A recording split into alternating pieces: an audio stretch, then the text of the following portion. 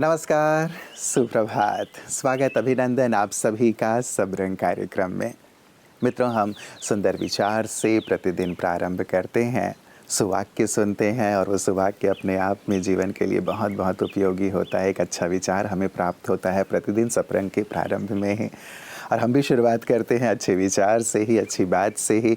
और केवल सुविचार ही नहीं, लेकिन हर सेगमेंट में कुछ सुंदर बातें होती हैं। तो विचारों के लिए मित्रों, जैसे लगातार हमारी चर्चा होती है और कहा यह जाता है कि केवल उच्चतम विचार, श्रेष्ठ विचार अपने आप में कर लेना ही पर्याप्त नहीं है, लेकिन अच्छे विचारों की सार्थकता तब है जब उसकी झलक हमारे आचरण में, हमारे व्यवहार में दिखाई दे। इसीलिए हम लक्ष्य ये ज़रूर रखा करें कि जो भी उत्तम विचार हम सुनते हैं वो हमारी आचरण में, हमारे जीवन में उतरता जाए। क्योंकि लोग सुनना नहीं चाहते, आज लोग देखना चाहते हैं। लोग कहते हैं अच्छी अच्छी बातें तो हमारे शास्त्रों में, पुराणों में, धर्म ग्रंथों में बहुत सारी हैं, लेकिन उन्हें जी कौन रहा है, उस व्यक्ति को हमें दिखाइए। आप ऐसे व्यक्ति बने जो उन सुंदर विचारों को जिएं, यही हमारी मंगल कामना है। तो आइए अच्छे विचारों को अपने जीवन में, अपने आचरण में उतारने के सुंदर संकल्प के साथ चलते हैं आज के सुवाक्य की ओर।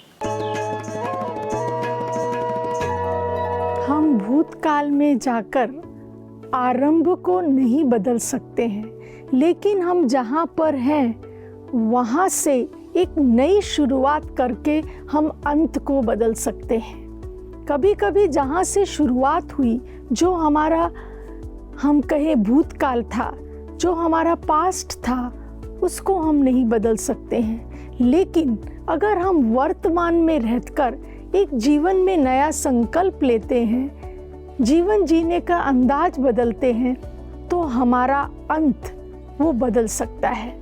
इसीलिए कहा गया है कि past is a cancel cheque, future is a promising note, but present is a precious gift. तो इसीलिए आज से वर्तमान में जिए, भूतकाल में नहीं, क्योंकि वर्तमान से आप भविष्य को भी सुंदर बना सकते हैं और वर्तमान को भी।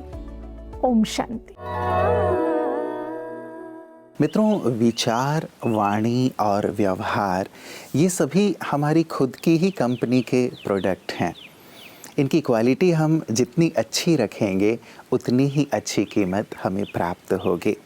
इसीलिए हमें अपने इन तीनों ही चीज़ों की, जो हमारी खुद की कंपनी के प्रोडक्ट हैं, हमारे विचार, हम जो बोल रहे हैं, हमारी वाणी और साथ ही हमारा व्यवहार, इस पर हमें बहुत बहुत ध्यान देना है। क्योंकि जितनी अच्छी क्वालिटी इनकी होगी उतना ही हम जीवन में सफल होंगे, उतने ही लोगों के बीच लोकप्रिय होंगे, लोगों के हृदय पे राज्य करेंगे। ओम शांति। दोस्तों, जब राजयोगा टीचिंग्स के थ्रू हमने ये जाना कि साक्षी भाव में रह के हम निरोगी काया को प्राप्त कर सकते हैं, तो हमारा इस पर मनन चिंतन चला कि साक्षी भाव में रह के हम निरोगी कैसे बन सकते हैं। तो जब हमने साइंस और अध्यात्म को एक साथ जोड़ा, तो हमने ये देखा कि ऐसे कई सारे शोध हो चुके हैं जो ये बताते हैं कि जब हम वर्तमान स्थिति में रहते हैं, शांत चित्त अवस्था में रहते हैं, या हम अपने श्वासों की प्रक्रिया को साक्षी होकर देखते हैं, जिसे हम ब्रीदिंग रिलैक्सेशन टेक्निक कहते हैं, तो हमारा ब्रेन वेव्स अल्फा वेव्स में चेंज हो जाता है और हमारा बॉडी हीलिंग मोड में परिवर्तित हो जाता है। तो हुआ ना, जब हम साक्षी भाव में रहते हैं तो निरोगी काया को प्राप्त कर सकते हैं। साक्षी भाव यानी वर्तमान में रहकर हमारी कर्मेंद्रियां जो महसूस कर रही हैं, हमारे सेंसेस, हमारे स्किन, जो भी सेंसेशन हो रहा है उसे हम कॉन्शियसली अनुभव कर पा रहे हैं। इसके लिए आज आपको हम 2 टेक्निक बताते हैं कि कैसे आप साक्षी भाव में होके निरोगी काया को प्राप्त कर सकते हैं। सबसे पहले तो हर थोड़ी देर पर जब आप वर्क प्लेस में होते हैं तो ब्रीदिंग टेक्निक को यूज़ कीजिए। Breathing relaxation response technique. गहरी लंबी श्वास लीजिए, जैसे 4 सेकंड के लिए एक गहरी लंबी श्वास आपके नासिका से और धीरे से उसे मुख से रिलीज कीजिए। यदि 4 सेकंड के लिए आप श्वास भीतर लेते हैं तो कुछ सेकंड होल्ड कीजिए और कम से कम 6 सेकंड के लिए आप उस श्वास को बाहर की तरफ छोड़ें और श्वास लेते समय, श्वास छोड़ते समय आपका सारा ही ध्यान आपकी श्वासों की आने और जाने की प्रक्रिया पर हो। और जो दूसरी टेक्निक है वो अपने विचारों को साक्षी होकर के देखें, ठीक वैसे ही जैसे आकाश में बादल आते हैं और चले जाते हैं। अपने विचारों को सिर्फ बिना जज किए देखें, कुछ देर अपने साथ समय व्यतीत करें। आज से ही आप इन 2 टेक्निक को करके देखें जो आपको साक्षी भाव का अनुभूति कराएंगे और आप निरोगी काया को प्राप्त कर सकेंगे। ओम शांति। मित्रों, किसी इंसान के कुछ समय के बुरे व्यवहार के कारण उसे हमेशा के लिए बुरा ना समझें। कई बार व्यक्ति के हालात बुरे होते हैं, इंसान बुरे नहीं होते। इसीलिए किसी पे हम ये लेबलिंग ना कर दें कि ये व्यक्ति ऐसा ही है, ये व्यक्ति तो बुरा ही है, इस व्यक्ति के अंदर तो ये कमियां, अवगुण, खामियां हैं। इस प्रकार की लेबलिंग यदि हम कर देते हैं ना, तो उस व्यक्ति को भी उससे बाहर निकलने में बहुत कठिनाई होती है, परेशानी होती है, क्योंकि बार बार उसे उसी प्रकार के विचार, उसी प्रकार के व्यवहार का सामना करना पड़ता है। और हर व्यक्ति बदल ही रहा है ना, कोई भी व्यक्ति बुरा तो पैदा नहीं होता। हालात या स्थितियाँ, बातें, कई चीज़ें होती हैं जो उसके अंदर उसके बुरे व्यवहार का कारण बन जाती हैं। लेकिन यदि हम उसके लिए कुछ शुभ भाव रखते हैं, अच्छे भाव रखते हैं, कल्याण के भाव रखते हैं, तो उसे भी परिवर्तित होने में मदद मिलता है। गांधी जी भी यही कहा करते थे ना कि पाप से तुम घृणा करो, पापी से मत करो, क्योंकि पापी भी एक इंसान है और उसे बदलने का एक अवसर अवश्य देना चाहिए। तो मित्रों, किसी के व्यवहार से हम उनके लिए वैसा ही नज़रिया ना बनाएं, लेकिन अपनी सुंदर शुभ भाव रखते हुए उन्हें भी परिवर्तित करने में, उन्हें भी अच्छाई की ओर चलने के लिए हम प्रेरित करें। उनके जीवन में एक परिवर्तन के हम भी आधार बन जाएं। आज बच्चों के साथ साथ हमारे बीच में पेरेंट्स भी हैं, तो मुझे लगता है पेरेंट्स से ही शुरुआत करनी चाहिए। तो मैं यही पूछना चाहूँगी आपसे कि जब हम इमोशंस की बात करते हैं, खास करके बच्चों में इमोशंस की बात करते हैं, तो ऐसे कौन से नेगेटिव इमोशंस हैं जो आपको फेस करने पड़ते हैं, जिनसे डील करने में आपको प्रॉब्लम होती है? जनरली ये देखा गया कि बच्चों को जब क्वेश्चन पूछे जाते हैं कि आपने ये मिस्टेक क्यों किया, ऐसे मिस्टेक बार बार करते आ रहे हैं। कल भी आपको हमने समझाया था कि आपसे प्रॉब्लम नहीं आनी चाहिए, आज फिर आपने वही प्रॉब्लम हमें ला के खड़ा कर दिया। या कि कल पर आपके टीचर्स बुलाएंगे हमको या प्रिंसिपल बुलाएंगे कि आप पेरेंट मीटिंग में आइए और बच्चे को समझाइए। तो बहुत सारी सिचुएशन आती हैं और इनको हमें डील करने के लिए काफ़ी प्रेशराइज करना पड़ता है, खुद को प्रेशराइज करना पड़ता है। कई बार तो हम बच्चों को बोलते हैं कि हम अपना बीपी क्यों बढ़ाएं, तुम अपना पढ़ते क्यों नहीं हो। राइट। तो मैं अग्निहोत्री भाई साहब से यहाँ पूछना चाहूँगी, आप स्पिरिचुअल काउंसलिंग भी करते हैं, तो ऐसी सिचुएशन आजकल आम देखने को मिलती हैं जहाँ हम अपने आप को सही समझते हैं, तो ऐसी सिचुएशन में फिर इमोशंस भी गलत हो जाते हैं, तो यहाँ पर हमें कैसे डील करना चाहिए? बेसिकली हमारी इमोशंस हमारे विचारों से लिंक होती है, तो हमें अपने पहले तो विचारों पे ध्यान देना होता है। अगर हम विचारों पे ध्यान देंगे तो हमारी इमोशंस ऑटोमेटिकली अच्छी होनी शुरू हो जाएंगी। नज़रिया हर एक का अपना अपना होता है, पेरेंट्स का अपना नज़रिया है, बच्चों का अपना नज़रिया है। बच्चे अपनी जगह पे ठीक हैं, पेरेंट्स अपनी जगह पे ठीक है। अब उसके लिए हम एक आपको एग्जांपल से समझाते हैं। जैसे एक ये लिखा हुआ है, शब्द लिखा है, एक फिगर लिखी है। अब पेरेंट्स इसको क्या समझते हैं, क्या है जी? नंबर 6। तो बच्चे क्या समझते हैं? 9। तो गलत कौन है? दोनों ठीक है, दोनों ही ठीक है। पेरेंट्स को बच्चों की तरफ से भी सोचना चाहिए, वो कुछ कह रहे हैं, अगर हम थोड़ा सोचेंगे कि हो सकता वो भी ठीक हो सकते हैं, तो बच्चों को भी सोचना चाहिए, पेरेंट्स भी ठीक हैं। अगर हम थोड़ा सा सोचें कि वो भी ठीक हो सकता है और हम भी ठीक हो सकते हैं, और इसमें बीच में रास्ता निकाल के दोनों तरफ खुशहाली बनी रहे। हम भी रोल मॉडल बन के दिखाएं, गलतियां ना करें, गलती होगी एडमिट करें, सॉरी बोलने में कोई जाता नहीं है।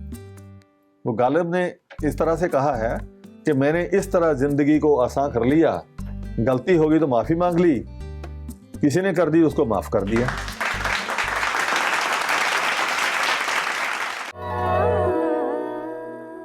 मित्रों, किसी ने हंसी में एक बहुत प्यारी सी लेकिन पते की बात कही थी कि पहले ईश्वर किताब लेके बैठा करते थे, इसीलिए हिसाब किताब अगले जन्म में हुआ करते थे। लेकिन अब ईश्वर भी लैपटॉप लेकर बैठने लगे हैं, इसीलिए इस जन्म का हिसाब इसी जन्म में होने लगा है। इसीलिए संभाल कर व्यवहार करें, जो करेंगे वो इसी जन्म में मिलना शुरू हो जाएगा। इसीलिए जो अच्छे से अच्छा आप अपने लिए चाहते हैं वही दूसरों के साथ करें।